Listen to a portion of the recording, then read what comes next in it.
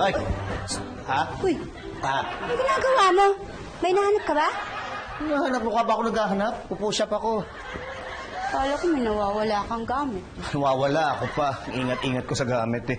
Kaya nga, ikaw pa nga. Kaya nga. Ay, sabi pala ni Robert, nakita niya na yung susi ng kotse. Nandun daw sa isang pantalon niya. Yan. Yan ang mabuti.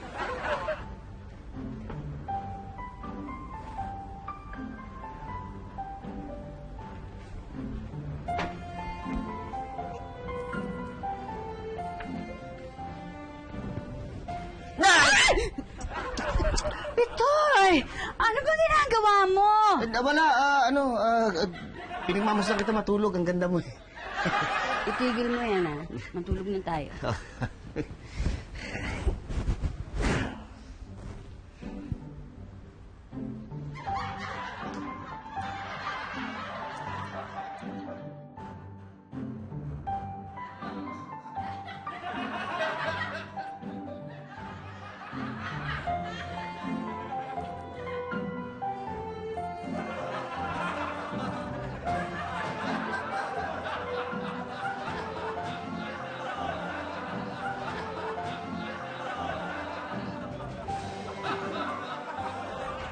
Tay, hello.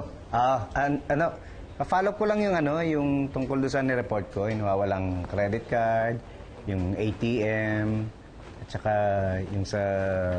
ha? Sino yung kausap mo? Wala, sa bangko. Bangko? Bakit? Bakit? Bangko? Bakit? Bakit? May sinabi ba akong bangko? Sabi ko Bangkok. May kliyente kami na sa Thailand, sa Bangkok. Ikaw? Layo naman. Layo, oo. Oh, nga pala. Tumawag si Mara. Oh, bakit daw?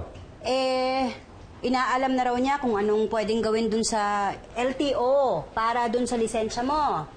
Lisensya ba? Ba't ang lisensya? Nahanda na raw nung abogado natin yung mga kailangan, papeles. Affidavit ba? Affidavit of loss? Loss? Ba? Di ko alam. Di ko alam yung loss na yan. Anong loss? Pitoy.